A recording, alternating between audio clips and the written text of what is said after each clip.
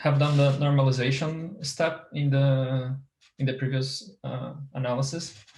We have talked about CPM, TPM, and in those normalization, most of the what is very common to do is to transform your data to this log scale, because when you transform it to log, then it respects a little bit to become a little bit linear.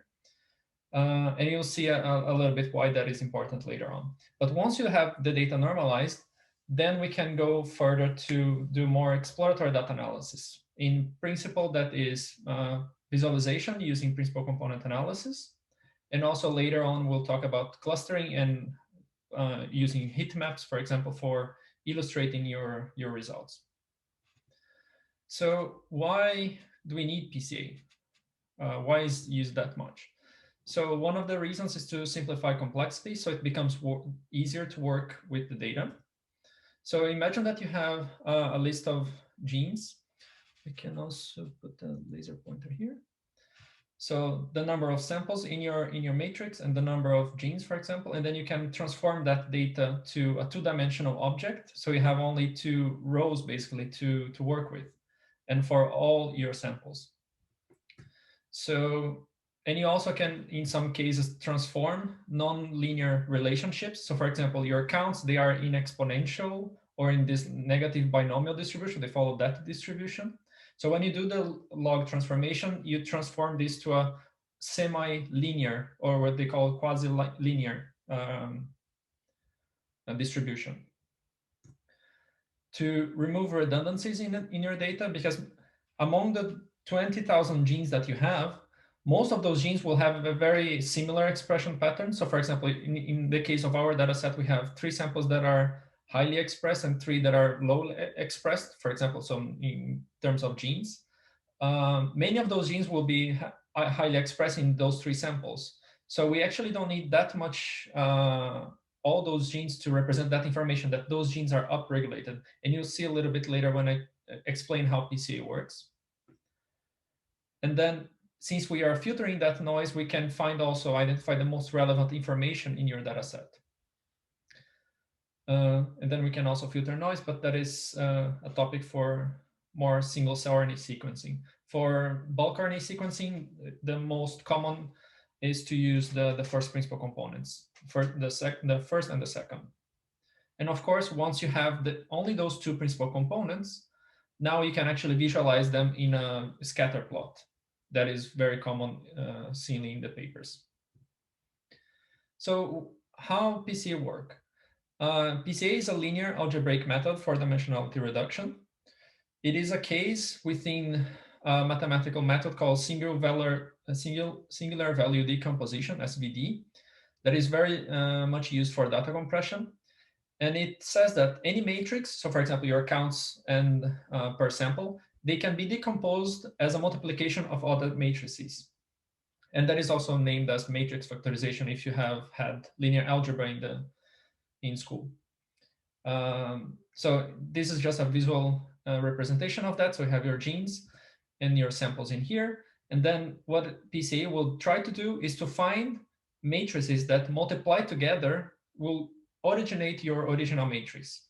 And in that case, when you have a matrix that has these what is called principal components, so here will be the genes versus some principal components that PCA will try to find, versus some weight matrix or scaling matrix, times another matrix that has the principal components, some weights that PCA is trying to calculate, versus your samples. And when you multiply all those matrices together, that gives the original matrix that you have. In PCA, this one is not usually there because you do I-scaling before that I'll talk in the next slide. And in R, when you do, for example, principal component analysis is a very simple function, so principal component of the data. And then when you look into the object, you have these different matrices and vectors inside. So for example, the rotation matrix here is equivalent to the importance of your genes to each principal component. And then this matrix X, which is what is the importance of your samples to the principal components. And in that case, when you have the samples to the principal components, this is what you use to visualize your data. So this is usually the plot that we see in many papers. On the other hand, this one, the importance of the genes in the principal components, that is called a loading, and I will talk about that in a minute. But that gives the importance for every gene into principal component. And we'll see that in a couple of examples later on as well. So before applying PCA, you need to make sure that your data is in a suitable linear scale or in a log linear scale, as we did for the normalizations in the previous step. Because PCA is a linear method, so if you have nonlinear relationships, those will still be preserved in the PCA. So for example, if you just put your counts into the PCA, you will see that your samples might separate because of the library sizes. And that's probably not a very important result to show in a PCA, but rather if you normalize it correctly and transform to the log scale, then you'll see, for example, the samples for different patient groups or for experimental groups, they will be separate based on that rather than on technical artifacts. And because of that, then we can scale every feature or gene or transcript to have a zero variance. So imagine that, for example, here I'm listing some genes that has a very low variance. So in general, they don't vary that much across all the samples that we're comparing. And here we have selected some genes that have very high variance, so they vary a lot between the samples. If we just consider the variance that is in that case and run PCA, the raw counts will separate based on higher counts. So genes with higher counts will be clustered together, and genes with lower counts will be clustered together in the first principal components. And then what is common and is usually done under the hood inside PCA is this z-score transformation, which centers every gene and scales the variance for every gene to be very similar to each other. So with the standard deviation to be 1. I mean, you don't need to know all those details I just want you to understand what is the purpose and how it works. So PCA on z-score will separate your genes mostly on the common expression trends. So for example, upregulation in this group versus the other group, rather than on technical artifacts. But enough with these technical, let's get a more intuitive visualization of how PCA actually work. So imagine that you have two genes, gene A and B, that are represented in here. And each dot here will be, for example, a sample in your data set.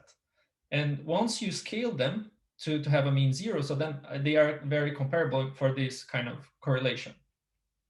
So once you have that, you can trace, pass a line through your data to see where do we have more variance. So for example, you see that the points here, they are more diffused along that diagonal here. So we can put this red line in here that separates your data the most. After that, PCA will try to find another line that separates your sample, and that line needs to be 90 degrees from your original line. And then you will try to find that second line, which will be, in this case, 90 degrees to that diagonal that we found in the previous place. After that, we can calculate, for example, like the distance of every dot to the blue line in here, which means like how much they are spread along the red line. And that actually is principal component 1. The same thing is done after that. So find all the distance between the samples to the other line along the blue line here, the blue vector, and then that will be principal component 2. So now, instead of representing gene A and B here for your samples, now we can actually represent them as principal component 1 and principal component 2, and this is the PCA plot of this data set here. So PCA is nothing more than a rotation of your data to another coordinate system, where principal component 1 will represent the genes and all the variants in your data set that explains most of the variance in your data set. Principal component 2 will be 90 degrees to that. You don't need to know the degree part, but you need to know that principal component 2 is the part that will explain the second most variance in your data set, and so on and so forth. So then you can, of course, measure those lines here, for example, the distance between every point to the mean, that is this center here. And we can see that principal component 1 explains 90% of your data set, let's say. And principal component 2, you don't have that much variance compared to principal component 1. And that means that principal component 2 doesn't explain that much variance. So it's just the remaining variance of your data set. But what does that mean? So if principal component then explains more than 98% of the variance in this example, that means that principal component 1 then represents those two genes very well, because those genes in this case, they are very correlated. So we actually don't need the two genes to represent that information, that it's more expressed in one sample compared to another. And that's how we remove redundancy in your data. Because if you have 10,000 genes that are all upregulated in group 1 versus group 2, we just need one principal component that summarize that information. All genes that are upregulated in group 1 versus group 2. Principal component 2 in this example is also nearly insignificant. There is not much information there, and we can just ignore it, disregard it. And that's how we do data compression in a sense, because this is doesn't contain meaningful information for us. It's just probably noise. But in real life, what happens is that some of those principal components will have more and more variance.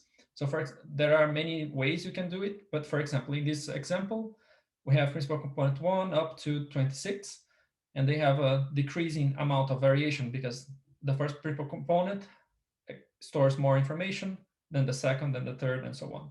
So what you can do is look at the first principal components in your data and then explore those ones. For the data set that you have been using in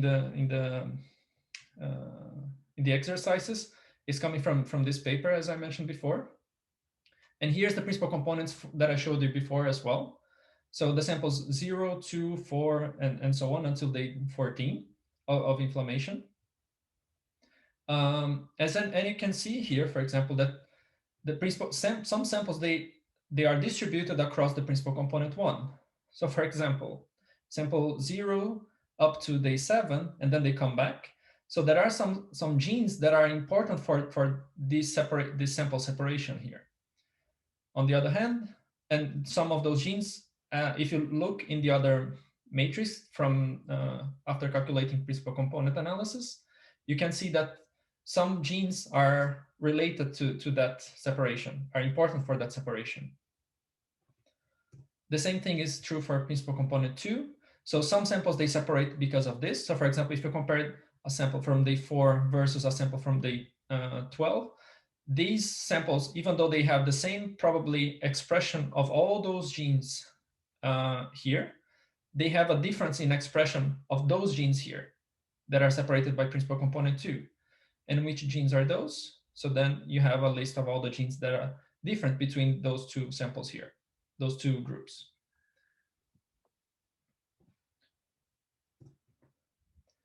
And because of that, we can principal component analysis is just to give a visual intuition and prove, for example, that the principal components are actually important to store the information in your data.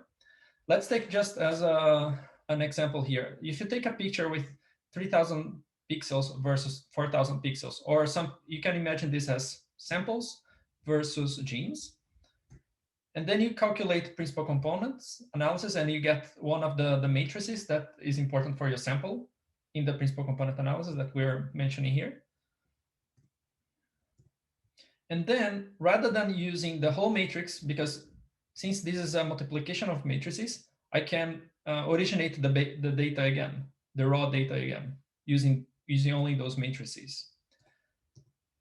But then instead of using all of them, which will reconstruct the whole data set as it is, I can take just one or two or more. So for example, if I just take the first principal component, this is what I get. But if I only use 10 principal components, I already get something very similar to the original one already. And then as you increase in more principal components, you get more details and details of the image. So this is how and why we use principal component a lot in data analysis. You see that both for bulk RNA sequencing and any other field of data analysis you probably get into later in the future. And yeah, so a summary for this part is that PCA is a linear method, so keep that in mind. Always use log scale data. Always use the scale data or use the PCA, and that is already in the exercises as well, how you make sure that you're using z-score data. And always transform your data, make sure it's in log scale or linear log. So PCA is an interpretable dimensionality reduction, because if, as I mentioned before, in principal component 1, you can measure what is the importance of those genes to separate your samples. The same thing for principal component 2. There is a meaning behind them, of those principal components, such as principal component 1 is the one that stores the highest variance in the data, and then they are sorted in that order. And then, in many cases, but not probably not much for bulk RNA sequencing, but for other methods, you can use that to filter variance in your data and use only the top principal components. So so for example, in our exercises later on, we'll be looking at the top 4 principal components because there are not that many samples in your data. But then you'll see and explore a little bit that on the exercises later.